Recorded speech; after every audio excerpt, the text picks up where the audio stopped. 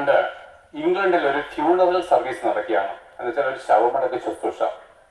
അവിടെ ഒരു യൗവനക്കാരന്റെ ഡെഡ് ബോഡിയാണ് ആ മുറ്റത്ത് ആ പന്തലിരിക്കുന്നത്. അപ്പോൾ വലിയൊരു ജനം ഈ ഫ്യൂണറൽ സർവീസിന് വന്നത്. കാരണം ഇദ്ദേഹം ഒരു ചെറുപ്പക്കാരനായിരിക്കാലും അദ്ദേഹത്തിന്റെ മരണത്തിന് ഒരു പ്രത്യേകത ഉള്ളതായതുകൊണ്ട് സകല ജനങ്ങളും വന്ന് തിങ്ങിക്കൂടിയിരിക്കുകയാണ്. പ്രിയപ്പെട്ടവരെ, ഇവൻ മരിക്കാൻ കാരണം ഇവനെ കോടതി തൂക്കിക്കൊന്നതാണ്. ഇവന്റെ ഭാര്യയെ ഇവൻ കുത്തിക്കൊന്നത് വഴി ഇവനെ ആ ബ്രിട്ടീഷിലെ കോടതി, സുപ്രീം കോടതി ഇവനെ വധശിക്ഷയ്ക്ക് വിധിക്കുകയും ആ വധശിക്ഷ പ്രാബല്യമാക്കുകയും ചെയ്തതിനു ശേഷം അവന്റെ ബോഡിയുടെ അടക്കമാണ് ഇവിടെ നടക്കാൻ പോകുന്നത്. അപ്പോൾ നോക്കിന് വലിയ ജനം അവിടെ ഇങ്ങനെ തിങ്ങിക്കൂടിയിരിക്കുമ്പോൾ അവിടുത്തെ ഒരു പ്രഭാഷകന് അവിടെ എഴുന്നേറ്റ് നിന്നിട്ട് പ്രസംഗിക്കുവാൻ ആരംഭിക്കുകയാണ്. അപ്പോൾ വില്യം ബൂത്ത് എന്നാണ് ഇയാളുടെ പേര്, പ്രഭാഷകന്റെ. ഇദ്ദേഹം എഴുന്നേറ്റ് അങ്ങോട്ട് പ്രഭാഷണം തുടങ്ങിയപ്പോഴ് ആ ജനം മുഴുവനും കൂടെ എന്താണ് ഇളകി വശായി.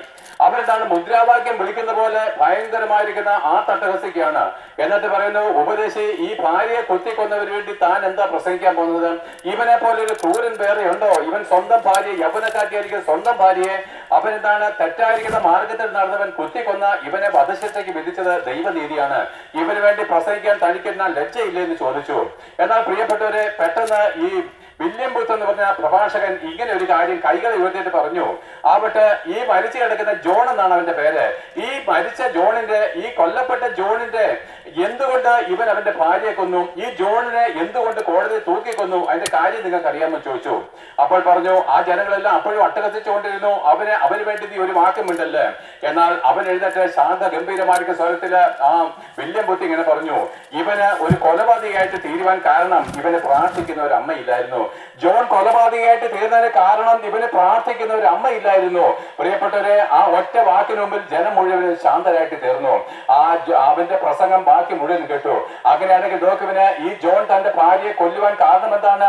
ഇവന്റെ ഹൃദയത്തിന് മനസ്സലിവും താഴ്മയും ദൈവഭയമില്ല. അതിന്റെ കാര്യം എന്താണ്? അവനെ പ്രാർത്ഥിക്കുന്ന ഒരു അമ്മയില്ലായിരുന്നു. പ്രിയപ്പെട്ടവരെ, എന്നെ കേൾക്കുന്ന അമ്മമാരെ, നിങ്ങളുടെ മക്കളെ ചൊല്ലി നിങ്ങൾക്ക് അറിയുന്നെങ്കിൽ ഉപദേശിമാരെ കയറ്റി പ്രാർത്ഥിപ്പിച്ചിട്ട് നിങ്ങൾക്ക് ഒരു കഥയുമില്ല. പിന്നെന്താണ്? നിങ്ങൾ ദൈവകൃപയിലേക്ക് തിരിയണം. നിങ്ങൾ ദൈവത്തിന്റെ സ്നേഹത്തിലേക്ക് മാനസാന്തരപ്പെട്ട് തിരിഞ്ഞിട്ട് നിങ്ങൾ ദൈവത്തിന്റെ മകളും വിശുദ്ധിയുമായിട്ട് എന്നിട്ട് നിങ്ങൾ ദൈവത്തോട് അപേക്ഷിക്കുന്നുവെങ്കിൽ തീർച്ചയായിട്ടും ഇവനെ രക്ഷിപ്പാൻ ഈ അമ്മയുടെ പ്രാർത്ഥനയ്ക്ക് കഴിയും. എന്താണ് തെളിവ്? ബൈബിളിൽ നിന്നുള്ള തെളിവ് അവിടെ നിൽക്കട്ടെ. പ്രിയപ്പെട്ടവരെ, വേറൊരു മനുഷ്യനെ പറ്റി ഞാൻ പറയാം. ടോറി എന്നാണ് അവന്റെ, M.A. ടോറി എന്ന് പറയും. അവൻ എന്താണ്? ദുർനടപ്പുകാരനായിരുന്നു. കുഞ്ഞുനാൾ മുതലേ അവൻ ദുർനടപ്പുകാരനായിരുന്നു. എന്നാൽ അവൻ അങ്ങനെ കടന്നു പോകുമ്പോൾ അവന്റെ അമ്മ ഭക്തിയായിരുന്ന ഒരു സ്ത്രീ ആയിരുന്നു. അവന്റെ അമ്മ എപ്പോഴും ദൈവത്തിന്റെ സന്നിധിയിൽ സ്വന്തം മകന് വേണ്ടി അഭയാചന ചെയ്യുന്ന നിഷ്കളങ്കയായിരിക്കുന്ന ഒരു വിശ്വസ്തയായിരിക്കുന്ന സ്ത്രീ ആയിരുന്നു. പക്ഷേ ഈ മകൻ എന്താണ്? എന്നും തെറ്റായിരിക്കുന്ന വഴിയിൽ കൂടെ കടന്നുപോയി. ഈ മകനോട് എപ്പോഴും അമ്മ ഉപദേശിക്കും, മോനെ, യേശു ക്രിസ്തു മോനെ സ്നേഹിക്കുന്നുണ്ട്, മോനെ ജീവിതത്തിൽ കർത്താവിനെ നീ സ്നേഹിക്കണം എന്ന് പറയും. എന്നാൽ നോക്കിന് അമ്മയുടെ ഉപദേശം കേൾക്കും തോറും ഈ M.A. ടോറിയുടെ ഹൃദയം കൂടുതൽ കഠിനമായിട്ട് തീർന്നു. ഒരു ദിവസം അവൻ വീട് വിട്ടങ്ങ് പോവുകയാണ്. അമ്മ അവന്റെ കാല് പിടിച്ചപേക്ഷിച്ച്, മോനെ നീ പോകരുത്, നീ നാശത്തിലേക്കാണ് പോകുന്നത്, അമ്മ വിട്ട് പോകില്ലടാ മോനെ എന്ന് പറഞ്ഞു. ആ അമ്മയുടെ വേദന കാണുവാനോ അവരുടെ കണ്ണുനീര് കാണുവാനോ ഈ ടോറിക്ക് കഴിഞ്ഞില്ല. ആ യൗവനക്കാരൻ എന്താണ്? ദൂരദേശത്തേക്ക് കടന്നു പോവുകയാണ്. എന്നാൽ അവന്റെ വഴിയാത്രയിൽ അവൻ ആ വീട്ടിൽ നിന്ന് ഇറങ്ങുമ്പോൾ അമ്മ പുറകിൽ വിളിച്ചു പറഞ്ഞു, മോനെ ടോറി, നിന്റെ ജീവിതത്തിലെ അവസാന പ്രതീക്ഷയും തീരുമ്പോൾ അമ്മയുടെ ദൈവത്തിനെ നീ പൂർണ്ണ ഹൃദയത്തോട് വിളിച്ചപേക്ഷിച്ചാൽ അവൻ നിന്നെ രക്ഷിക്കും. എന്താ പറഞ്ഞത്? നിന്റെ ജീവിതത്തിലെ അവസാന പ്രത്യാശയും തീർന്നു കഴിയുമ്പോൾ നിന്റെ അമ്മയുടെ ദൈവത്തെ നീ പൂർണ്ണ മനസ്സോടെ വിളിച്ചപേക്ഷിച്ചാൽ അവൻ രക്ഷിക്കാമെന്ന് പറഞ്ഞു. ആട്ടെ, നിന്റെ ദൈവം അങ്ങനെയെങ്കിൽ അങ്ങനെ എന്ന് പറഞ്ഞ് ദൈവത്താണ് ചാടിത്തുള്ളി ഇറങ്ങിപ്പോവുകയാണ്. പ്രിയപ്പെട്ട, വർഷങ്ങൾ കഴിഞ്ഞു. M.A. ടോറി എല്ലാവിധമായിരിക്കുന്ന പാപ സ്വഭാവത്തിനും കൂടെ അഴുന്നുള്ളിഞ്ഞ് അവസാനം പാപത്തിന്റെ പ്രതിഫലമായിട്ട് കിട്ടിയത് ആത്മഹത്യയാണ്. എന്നെ കേൾക്കുന്നവരെ, നിങ്ങളുടെ എല്ലാ നാശത്തിനും കാരണം നിങ്ങളുടെ പാപമാ. മനസമാധാനമില്ലാത്തതിന്റെ കാരണം നിന്റെ പാപമാ. പ്രിയപ്പെട്ടവരെ, ഈ ടോറി അവസാനം എന്താണ്? ഒരു ഹോട്ടൽ മുറിയിൽ അവന്റെ കൈത്തോക്കെട്ട് ചെവിയിലേക്ക് തിരികെ അവന്റെ ജീവിതം അവന് മടുത്തു. പെട്ടെന്ന് അമ്മ പണ്ട് വർഷങ്ങൾക്ക് മുമ്പ് നിലവിളിയോടെ പറഞ്ഞൊരു കാര്യം അവന്റെ ചെവിയിലേക്ക് ആർത്തടക്കുകയാണ്. മോനെ ടോറി, നിന്റെ അവസാന പ്രതീക്ഷയും തീരുമ്പോൾ നിന്റെ അമ്മയുടെ ദൈവത്തെ നീ പൂർണ്ണ മനസ്സോടെ വിളിച്ചപേക്ഷിച്ചാൽ അവൻ നിന്നെ രക്ഷിക്കും. അവന്റെ കൈകൾ വിറച്ച്. പ്രിയപ്പെട്ടവരെ, അവൻ ആ തോക്ക് അവന്റെ കൈകളിൽ താഴെ പോയി. അവൻ അവിടെ എന്താണ്? മുഴങ്കാല് നേരത്തേക്ക് താഴ്ത്തിയിട്ട് കൈകളെ ആകാശത്തേക്ക് സ്വർഗത്തിലേക്ക് ഉയർത്തിട്ട് ഇങ്ങനെ പറഞ്ഞു, എന്റെ അമ്മയുടെ ദൈവം എന്ന് പറഞ്ഞൊരു ദൈവമുണ്ടെങ്കിൽ, എന്നെ രക്ഷിക്കാൻ നിനക്ക് കഴിയുമെങ്കിൽ ഇതാ ഞാൻ നിന്റെ മുമ്പിൽ ഇരിക്കുന്നു. എനിക്ക് സമാധാനം തരുവാൻ നിനക്ക് കഴിയുമെങ്കിൽ ഇനിയുള്ള ജീവിതം യേശു ക്രിസ്തുവിനോട് ഞാൻ ജീവിക്കാം. ആ ക്ഷണത്തിൽ അവന്റെ ഹൃദയത്തിലേക്ക് സമാധാനം ദൈവം അയച്ചു. പ്രിയപ്പെട്ട, പിൻകാലങ്ങളിൽ ആയിരക്കണക്കിന് തെരുവോരങ്ങളിലെ അക്രമങ്ങളും മറ്റ് മദ്യപാനവും മയക്കുമരുന്നും ദൈവമില്ലാത്തവരുമായിട്ട് നടത്തുന്ന ചെറുപ്പക്കാരെ യേശു ക്രിസ്തുവിലേക്ക് തിരിക്കുന്ന ഒരു സുവിശേഷനായിട്ട് ഈ M.A. ടോറി രൂപാന്തരം ചെയ്യപ്പെടുവാനിടയിൽ. നോക്ക് പ്രിയപ്പെട്ട, പണ്ടൊരു ജോൺ അവന്റെ ഭാര്യയെ കൊന്ന് അവൻ എന്താണ്? ജയിലറകൾ കടന്നിട്ട് അവസാനം തൂക്കിക്കൊല്ലപ്പെട്ടവന് പ്രാർത്ഥിക്കുന്ന അനുഭവിക്കുന്ന ഒരു അമ്മയില്ലായിരുന്നു. അതേ അനുഭവത്തിലേക്കൊക്കെ കടന്നുപോയ ടോറിയെ രക്ഷയെ കൊണ്ടുവരാൻ പ്രാർത്ഥിക്കുന്ന ഒരു അമ്മയുണ്ടായിരുന്നു. നൂറുകണക്കിന് ഉദാഹരണങ്ങൾ ഞങ്ങൾ നിങ്ങളുടെ മുമ്പിൽ നിരത്തി തരാം. ആകിയാൽ പ്രിയപ്പെട്ടവരെ, ഈ യേശു ക്രിസ്തു ആരാണ്? ഏത് പാപികളുടെ ഹൃദയത്തിന് സ്വസ്ഥതയും സമാധാനവും നൽകി തരുന്ന കർത്താവ് ഒരിക്കൽ വന്നിട്ട് ഇങ്ങനെ പറഞ്ഞു, ഞാൻ നീതിമാന്മാരെ തേടിയല്ല പാപികളെ തേടിയത്രേ ലോകത്തിലേക്ക് വന്നത്. എന്നാൽ നിർഭാഗ്യകരമെന്ന് പറയട്ടെ, നിങ്ങൾ അന്നും ഇന്നും പാപിയായിപ്പോയല്ലോ പ്രിയപ്പെട്ടവരെ. അയ്യോ, ജനിച്ചതും പാപിയായിട്ട് മരിക്കുന്നതും പാപിയായിട്ട്, ജനിപ്പിച്ച അപ്പനും പാപി, അവന്റെ വല്യപ്പനും പാപി, പള്ളിയിൽ ചെന്നാൽ പള്ളിയിലച്ഛനും തിരുമേനി എല്ലാം പറയും ഞങ്ങളും പാപിയാ, ഞങ്ങളും ബലഹീനരാ കുഞ്ഞുങ്ങളെ, ഞങ്ങൾക്ക് വേണ്ടി കൊടുത്ത് അപേക്ഷിച്ചേക്കണം. എന്റെ പ്രിയപ്പെട്ടവരെ, അങ്ങനെയാണെങ്കിൽ യേശു ക്രിസ്തു മരിച്ച എന്തിനാണ്? ഞാൻ ഒരു ഹിന്ദുമതത്തിൽ ജനിച്ചവനാ, അധികാരത്തോടെ പറഞ്ഞ നിങ്ങൾക്കൊരു പാപമോചനം വേണമെങ്കിൽ ആ ക്രൂശിലേക്ക് നോക്കുവിന്. നിങ്ങളുടെ ജീവിതത്തിൽ സമാധാനവും സ്വസ്ഥതയും കാണണമെങ്കിൽ നിങ്ങൾ ക്രൂശിലേക്ക് നോക്കുവിന്. അമ്മമാരും അപ്പന്മാരുമായിട്ടുള്ളവരെ കരഞ്ഞും നിലവിളിച്ചും ജീവിതം ഒടുക്കി കളയാതെ നിങ്ങൾക്ക് വേണ്ടി 2000 വർഷങ്ങൾക്ക് മുമ്പ് കഷ്ടമേറ്റ് മരിച്ചവനെങ്കിലും ഉയർത്തെഴുന്നേറ്റ് ഭൂമിയുടെ ഏകാധിപതിയായിട്ട് മടങ്ങി വരുന്ന യേശു ക്രിസ്തുവിനെ സ്നേഹിച്ചുകൊള്ളുവിന്. അവൻ നിങ്ങളുടെ പാപമോചകനാണ്. എങ്ങനെ തിരിച്ചറിയാം? 2000 വർഷങ്ങൾക്ക് മുമ്പ് അവൻ കഠിനമായിരിക്കുന്ന അടികളേറ്റ്, കഠിനമായിരിക്കുന്ന മൃഗീയമായിരിക്കുന്ന അനുഭവത്തിൽ കൂടി അവൻ കടന്നു പോകേണ്ടി വന്നു. അവന്റെ തലയിൽ അവർ മുൾക്കിരീടം ചൂടി, അവന്റെ മുഖത്ത് അവന് തുപ്പി, അവന്റെ മുമ്പിൽ മുഴങ്കാല് മടക്കി യഹൂദന്മാരുടെ രാജാവെ ജയ ജയ എന്ന് പറഞ്ഞ് അവന്റെ കണ്ണത്തടിച്ച് അവൻ എടുപ്പാൻ കഴിയാത്തവണ്ണം ഭാരമേറിയ മരക്കുരിശും തോളിലേറ്റിക്കൊണ്ട് ഗോൽഗോഥ മലമുകളിലേക്ക് പോകുമ്പോഴേ അവൻ ഈ കഷ്ടം മുഴുവൻ സഹിച്ചത് കുഞ്ഞെ നിന്നോടുള്ള സ്നേഹമാണ്. അവൻ നിന്നെ സ്നേഹിച്ചത് കൊണ്ടാണ് ഈ കഷ്ടം സഹിക്കേണ്ടി വന്നത്. അവൻ എന്താണ്? നിങ്ങളെ ഓരോരുത്തരെയും ആ ക്രൂസിൽ കിടന്ന് ഓർത്തു പ്രിയപ്പെട്ടവരെ. ആ ക്രൂസിലെ മഹാകഷ്ടത്തിന് നടുവിലും നിന്നെ രക്ഷിക്കുന്ന രക്ഷ ഓർക്കുമ്പോഴേ, എന്റെ നാമത്തിൽ വിശ്വസിക്കുമ്പോൾ എന്റെ പിതാവ് നിങ്ങൾക്ക് തരുന്ന പാപമോചനം നേടി നിങ്ങളും മണവാട്ടിയായിട്ട് എന്റെ കൂടെ സ്വർഗത്തിൽ വസിക്കുന്ന ആ രംഗം കണ്ടപ്പോഴേ അത് ഓർത്തപ്പോഴവനെ കഷ്ടങ്ങൾ സാരമില്ല എന്നെണ്ണി. അതേ പ്രിയപ്പെട്ടവരെ, അവൻ ഇതാ സ്വർഗത്തിലിരിക്കുന്നു.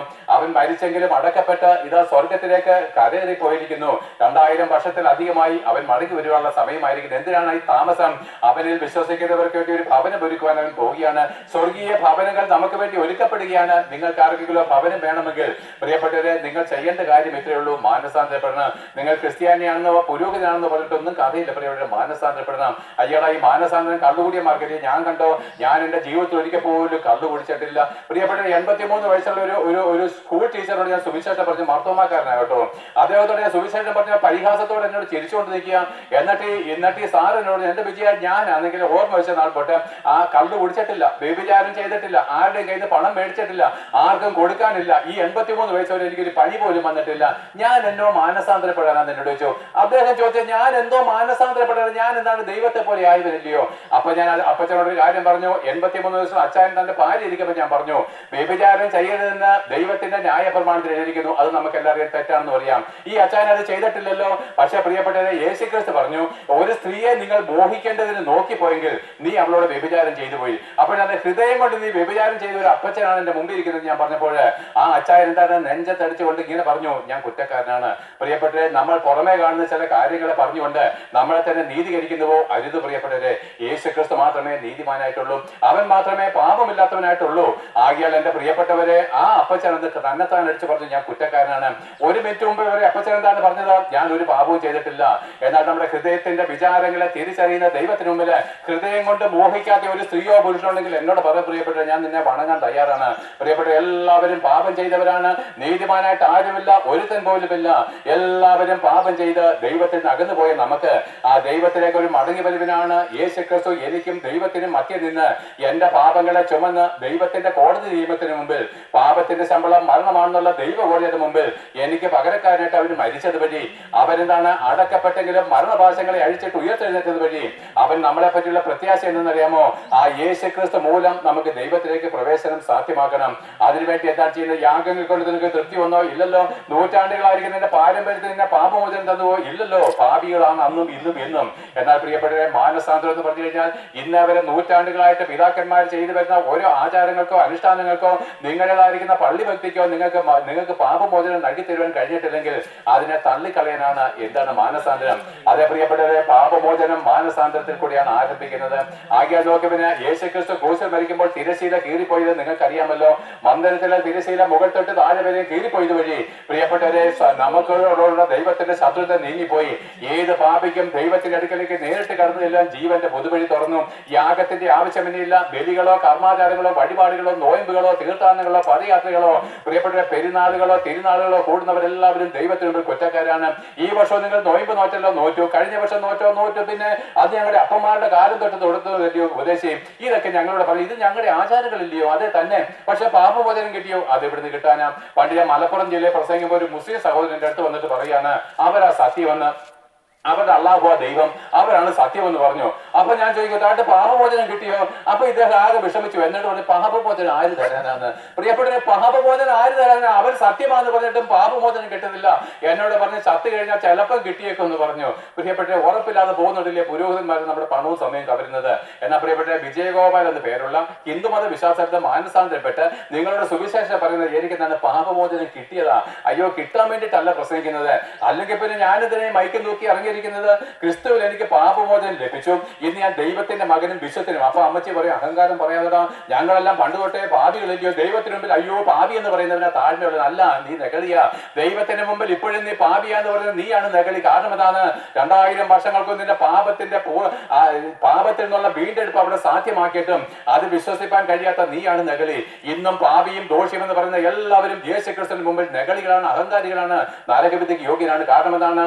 യേശുക്രിസ്തു നമുക്ക് വേണ്ടി യാഗം കഴിക്കപ്പെട്ടവനാണ്. പ്രിയപ്പെട്ട ഒരു ഉദാഹരണം കൂടെ ഞാനത് പറഞ്ഞ് മനസ്സിലാക്കാൻ വേഗത്തിൽ നിന്നിട്ട് ഞങ്ങൾക്ക് തിരക്കുണ്ട്.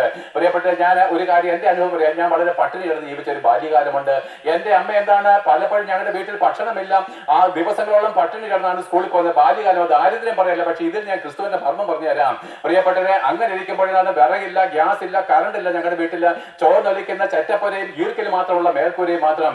വല്ലപ്പോഴും കിട്ടുന്ന അരിയിട്ട് അമ്മ കഞ്ഞി വെക്കും. ഒരു ദിവസം സ്കൂളിലുള്ള ദിവസമാണ്. അമ്മ അന്നെന്താണ് വിറകില്ലാത്തതുകൊണ്ട് തേക്കിന്റെ കരിയില പറക്കി അമ്മ എന്താണ് അല്പം ഭക്ഷണം ഉണ്ടാക്കി എനിക്കൊരു ഇലക്കകത്ത് പൊതി കെട്ടി കൈ തന്നു. ഞങ്ങൾ 7 മക്കളാണ്. ഞങ്ങൾ തമ്മിൽ വഴക്കുണ്ടാക്കും. ഞങ്ങൾ ഹിന്ദുക്കളിൽ ഞങ്ങൾ വഴക്കുണ്ടാക്കും. അങ്ങോട്ടും ഇങ്ങോട്ടും ഒന്നും രണ്ടും പറഞ്ഞ് എന്താണ് കാര്യമില്ലെങ്കിലും വെറുതെ വഴക്കുണ്ടാക്കും.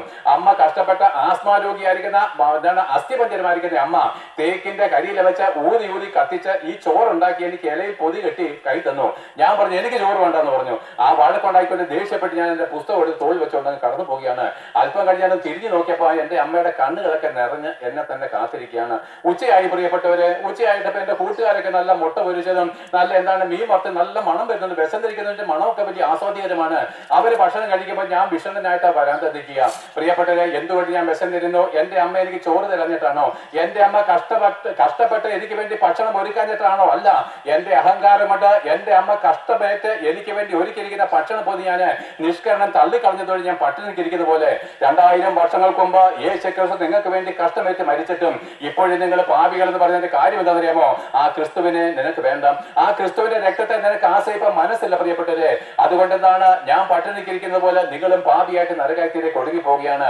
അതുകൊണ്ട് ഉന്നത പാപങ്ങളെ താഴ്ത്തിക്കൊള്ളണം, നിങ്ങളുടെ പാപങ്ങളെ വിട്ടുകൊള്ളണം. മാനസാന്തരപ്പെട്ടതിന് ശേഷം നിങ്ങളുടെ പാപത്തിന്റെ മോചനത്തിനായിട്ട് നിങ്ങൾ സ്നാനം വെക്കണം. പിതൃപാരമ്പര്യങ്ങളും മതഭക്തികളും പൗരോഹിത്യങ്ങളും തള്ളിക്കളഞ്ഞ് ആചാരങ്ങളും അനുഷ്ഠാനങ്ങളും വിട്ടുകളഞ്ഞ് മരിച്ചുപോയവരുടെ കല്ലറുകളെ വണങ്ങുന്നത് നിർത്തിക്കഴിഞ്ഞ് പാപമോചനത്തിനായിരിക്കുന്ന ക്രിസ്തുവിനെ, ഏകനായിരിക്കുന്നവനെ മാത്രമേ നമസ്കരിക്കാവൂ. അവനെ അല്ലാതെ ഒരു നാമത്തെ നിങ്ങൾ നമസ്കരിക്കുന്നത് എന്റെ പ്രിയപ്പെട്ട നിങ്ങൾ നരകവിധിക്ക് യോഗ്യരായിട്ട് തരുന്നു. യേശുക്രിസ്തുവിന്റെ നാമം സകല നാമത്തിനും മേലായ നാമമാണ്. അവനിലല്ലയോ ദൈവത്തിന്റെ സകല സമ്പൂർണ്ണതയും ഇതാ ദൈവരൂപത്തിൽ വസിക്കുന്നത്. ആകയാൽ ദൈവത്തിന്റെ സകല സമ്പൂർണ്ണതയും യേശുക്രിസ്തുവിലല്ലയോ നമുക്ക് കാണുവാൻ കഴിഞ്ഞത്. ആ യേശുക്രിസ്തുവിനെ അല്ലാതെ വേറെ ഒരു വ്യക്തിയെ നിങ്ങൾ നമസ്കരിച്ചാലും വേറെ ഒന്നിനെ നിങ്ങൾ ആരാധിച്ചാലും നിങ്ങൾ നരകയോഗ്യനാണ്. യേശുക്രിസ്തു മാത്രം ഏകരക്ഷകനും കർത്താവും ദൈവവും. ആകയാൽ പ്രിയപ്പെട്ടവരെ, മാനസാന്തരപ്പെട്ടതിന് ശേഷം നിങ്ങൾ സ്നാനത്തിലേക്ക് വരണം. ആ സ്നാനം യേശുക്രിസ്തുവിനോട് കൂടെ ക്രൂശിൽ മരിക്കുന്നതാണ്. അങ്ങനെ സ്നാനം ഏൽക്കുമ്പോൾ ദൈവത്തിന്റെ പരിശുദ്ധാത്മാവ് ഹോളി സ്പിരിറ്റ് നിങ്ങൾക്ക് തരും. യേശുക്രിസ്തുവിനെ കല്ലറിൽ നിന്ന് എഴുന്നേൽപ്പിച്ച അതേ ആത്മാവിനെ നിങ്ങൾക്ക് തരുമെന്ന് ഈ പരിശുദ്ധാത്മാവാണ് നമ്മുടെ സ്വർഗത്തിലേക്ക് കൊണ്ടുപോകുന്നത്. അങ്ങനെ സ്നാനമേറ്റവർ ദൈവത്തോടു കൂടെ എന്നും എന്താണ് ഭൂമിയിൽ നമ്മൾ ഈ ശരീരത്തിൽ ജീവിക്കുവാനും താഴ്മയോടും വിനയത്തോടും ദൈവഭയത്തോടും വിശുദ്ധിയോടും നമ്മൾ ജീവിക്കണം. എന്റെ പ്രിയപ്പെട്ടവരെ, എന്റെ പ്രത്യാശ പറഞ്ഞ് ഇവിടെ നിർത്തുകയാണ്. ഇന്നാണ് യേശുക്രിസ്തു മടങ്ങി വരുന്നതെങ്കിൽ ഇന്നേക്ക് 1000 വർഷം തികയുന്ന ലോകം അവസാനിക്കുമെന്നും അന്ന് അല്ലെങ്കിൽ ഇന്നാണ് ഞാൻ മരിക്കുന്നതെങ്കിൽ വരുന്നെങ്കിൽ, ഇന്നാണ് യേശുക്രിസ്തു വരുന്നെങ്കിൽ, അവൻ എന്റെ ദ്രവിച്ചു പോകുന്ന ശരീരം മാറ്റി തേജസ്സും തിളക്കമരുന്നമായിരിക്കുന്ന ഒരു പുതിയ ശരീരം തന്ന് 1000 വർഷം ഞങ്ങൾ ഭൂമിയിൽ വാഴുകയും 1000 ആണ്ടിന് ശേഷം ലോകാവസാനത്തിൽ സ്വർഗത്തിലേക്ക് ദൈവസന്നിധിയിലേക്ക് പറന്നു പോവുകയും ചെയ്യും. നിത്യാനന്ദം ഞങ്ങളുടെ തലവരിക്കും. എന്നാൽ പ്രിയരെ, നിങ്ങൾ എല്ലാവരും വരണം കേട്ടോ. നിങ്ങൾ എല്ലാവരും, എല്ലാ മതവിശ്വാസികളും, എല്ലാ കള്ളുകുടിയന്മാരും, എല്ലാ ദുർനടപ്പുകാരനും മാനസാന്തരപ്പെട്ട് ക്രിസ്തുവിലേക്ക് തിരിച്ച് രക്ഷ പ്രാപിക്കണം.